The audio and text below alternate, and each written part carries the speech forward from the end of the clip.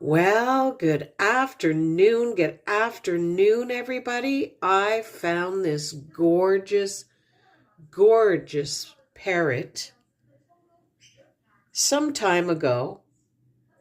He is absolutely stunning. He is so beautiful. I didn't want to give him up. I didn't want to sell him because I absolutely am enjoying every moment of him. He is from the 1940's and he's from the USA.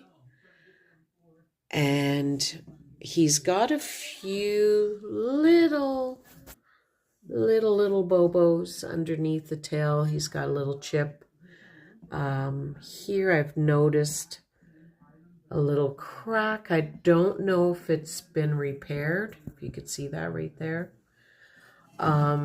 So when I do go to sell it, yeah, it doesn't seem like it's followed through. Oh, maybe. But regardless, the beauty of this piece is absolutely stunning. And I have seen a few of them up for sale for quite a bit of money. Mine won't be that expensive because of its flaws, but it will be known when I do put it up. But it is absolutely stunning. The most important parts that we do see is intact, and those little flaws aren't even seen. So look at this guy. Absolutely stunning.